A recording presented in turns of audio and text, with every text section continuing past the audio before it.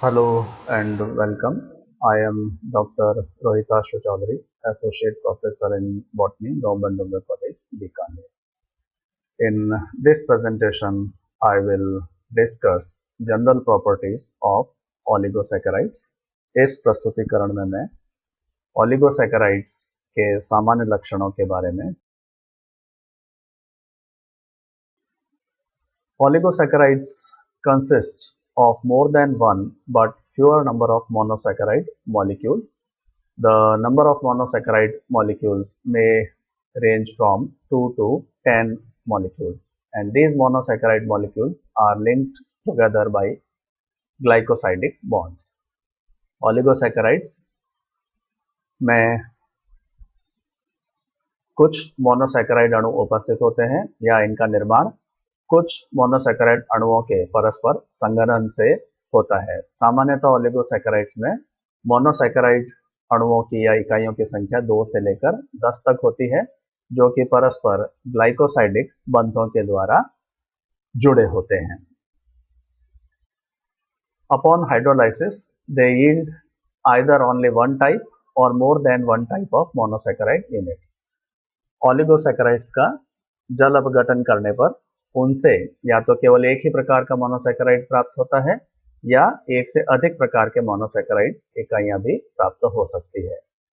तात्पर्य कहने का यह है कि ओलिगोसैकेराइड्स के निर्माण में भाग लेने वाली सभी मोनोसैकेराइड यदि समान प्रकार के हैं तो इनका जल अपघटन होने पर हमको केवल एक ही प्रकार की मोनोसैकेराइड इकाई मिलेगी। लेकिन यदि ओलिगोसैकेराइड के निर्माण में एक से अधिक प्रकार के मोनोसैकेराइड भाग लेते हैं तो ऐसी स्थिति में इनका जल अपघटन करने पर हमें एक से अधिक प्रकार की मोनोसैकेराइड इकाइयां प्राप्त होती हैं। These are also sweet in taste, crystalline and soluble in water.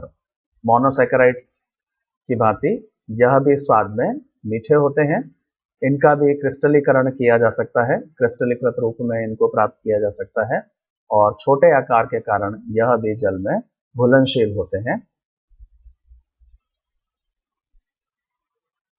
Oligosaccharides may or may not have a free reducing group.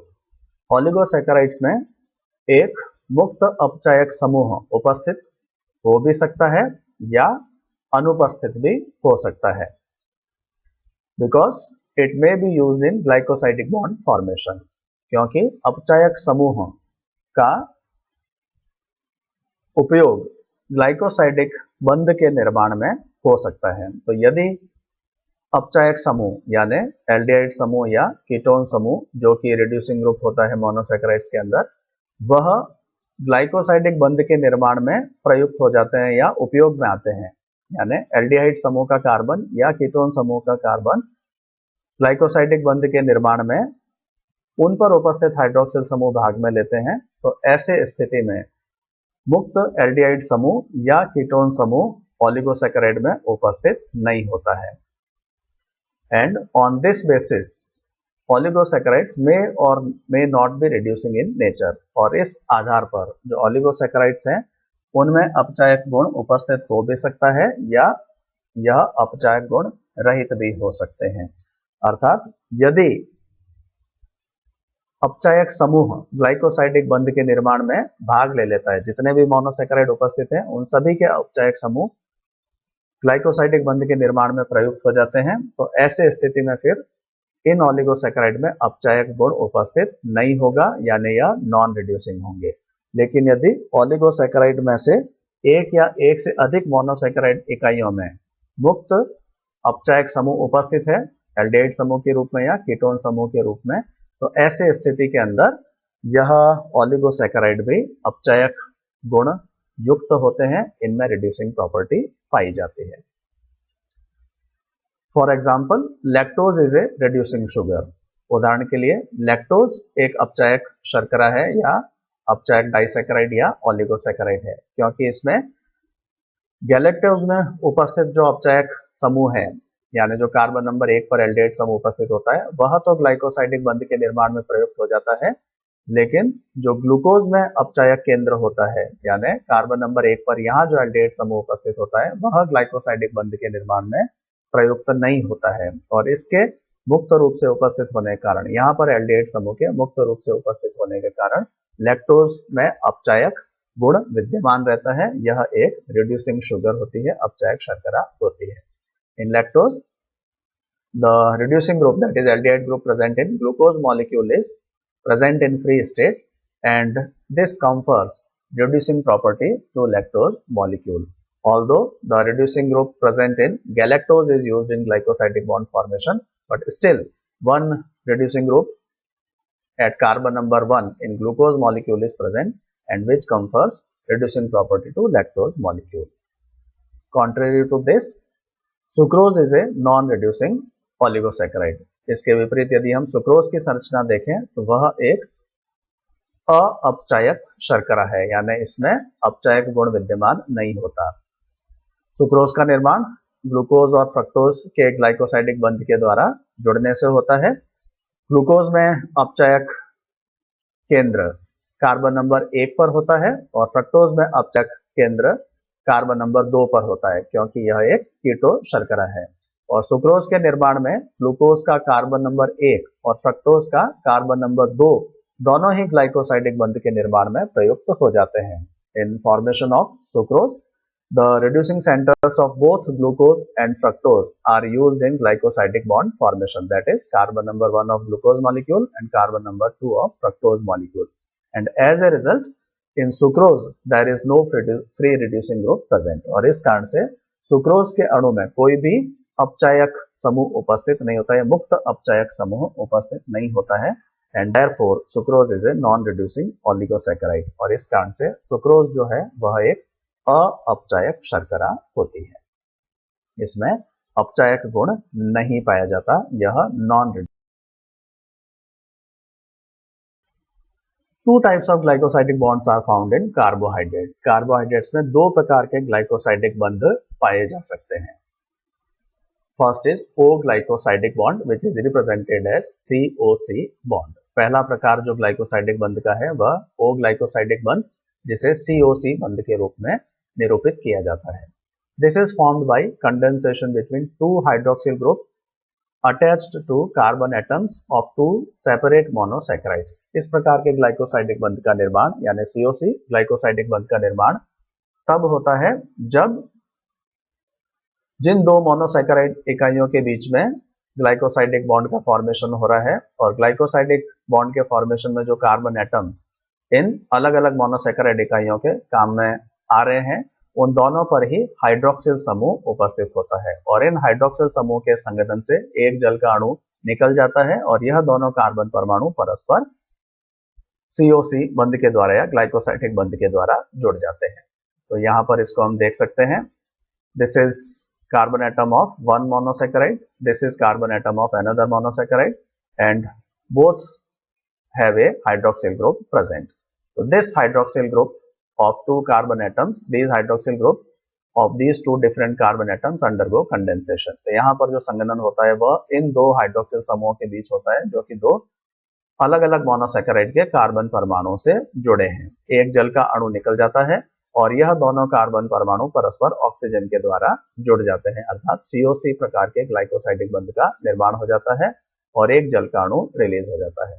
This type of glycosidic bond is commonly found in oligosaccharides. सामान्यतः oligosaccharides में इसी प्रकार का glycosidic bond पाया जाता है। उदाहरण के लिए माल्टोज में हम यहाँ पर देख सकते हैं, माल्टोज में इस ग्लूकोज अणु के कार्बन नंबर 1 पर भी हाइड्रोक्सिल समूह उपस्थित होता है, दूसरे ग्लूकोज अणु के कार्बन नंबर 4 पर हाइड्रोक्सिल समूह उपस्थित होता है। यह ग्लाइकोसाइडिक बंध के निर्माण में भाग लेते हैं, एक जल का अणु निकल जाता है और यह कार्बन नंबर 1 और यह कार्बन नंबर 4 दोनों ऑक्सीजन परमाणु के द्वारा आपस में जुड़ जाते हैं, यानी COC ग्लाइकोसाइडिक बॉन्ड के द्वारा परस्पर जुड़ जाते हैं। The second type of glycosidic bond is known as N-glycosidic bond which is represented as CN-glycosidic bond। दूसरे प्रकार का ग्लाइकोसाइडिक बंध N-glycosidic बंध कहलाता है, जिसे CN बॉन्ड के द्वारा निरूपित किया जाता है। This is formed by condensation between hydroxyl group and amino group attached to carbon atoms of two separate monosaccharides. इसका निर्माण तब होता है जब ग्लाइकोसाइडिक बंध के निर्माण में जो दो कार्बन परमाणु भाग ले रहे हैं, यानी दो अलग अलग मोनोसेकेराइड के जो कार्बन परमाणु भाग ले रहे हैं, उनमें से एक कार्बन परमाणु पर हाइड्रोक्सिल समूह उपस्थित होता है और दूसरे कार्बन परमाणु पर अमीनो समूह उपस्थित होता है। तो यह जब ग्लाइकोसाइडिक बंध के निर्माण में भाग लेते हैं तो एक जल के अणु की निकासी के पश्चात यह दोनों कार्बन परमाणु परस्पर नाइट्रोजन के द्वारा जुड़ जाते हैं। तो when one carbon atom has a hydroxyl group and another carbon atom which is present in another monosaccharide has amino group and glycosidic bond is formed between these two carbon atoms, then one water molecule is removed due to condensation and these two carbon atoms are linked by a nitrogen atom। तो इस स्थिति के अंदर यह दोनों carbon परमाणु परस्पर एक नाइट्रोजन परमाणु के द्वारा जुड़ जाते हैं और इस प्रकार के बॉन्ड को CN बॉन्ड या N ग्लाइकोसाइडिक बॉन्ड कहा जाता है। So here we can see this is one monosaccharide participating in glycosidic bond formation. This is second monosaccharide participating in glycosidic bond formation. On this carbon one hydroxyl group was present, whereas on this carbon amino group is present. So when condensation takes place, one water molecule is released from here and this carbon atom and this carbon atom, they join together by nitrogen atom, that is by formation of a N-glycosidic bond. The glycosidic bond is named on the basis of position of carbon atoms participating in bond formation. Glycosidic bond का जो नामकरण किया जाता है वह इस आधार पर किया जाता है कि उसके निर्माण में कौन से क्रमांक के कार्बन परमाणु भाग लेते हैं। उदाहरण के लिए 1,4 ग्लाइकोसाइडिक बॉन्ड इन माल्टोज। उदाहरण के लिए जो माल्टोज में ग्लाइकोसाइडिक बॉन्ड है उसको 1,4 ग्लाइकोसाइडिक बॉन्ड कहा जाता है, क्योंकि इसमें एक ग्लूकोज अणु के कार्बन नंबर 1 और दूसरे ग्लूकोज अणु के कार्बन नंबर 4 के बीच में यह ग्लाइकोसाइडिक बंधन निर्मित होता है। Usually, one of the participating carbon atom is anomeric carbon. Glycosidic बंध के निर्माण में दो कार्बन परमाणु पर उपस्थित हाइड्रोक्सिल समूह भाग लेते हैं और सामान्यतः इन कार्बन परमाणुओं में से एक कार्बन परमाणु ऐसा होता है जो कि एनोमेरिक कार्बन परमाणु होता है। कुछ उदाहरण में दोनों ही कार्बन परमाणु यानी दोनों ही भाग लेने वाले कार्बन परमाणु जो कि ग्लाइकोसाइडिक बंध के निर्माण में भाग लेते हैं वो दोनों भी एनोमेरिक हो सकते हैं, लेकिन सामान्यतः दोनों में से कोई एक कार्बन परमाणु आवश्यक रूप से एनोमेरिक कार्बन युक्त होता है।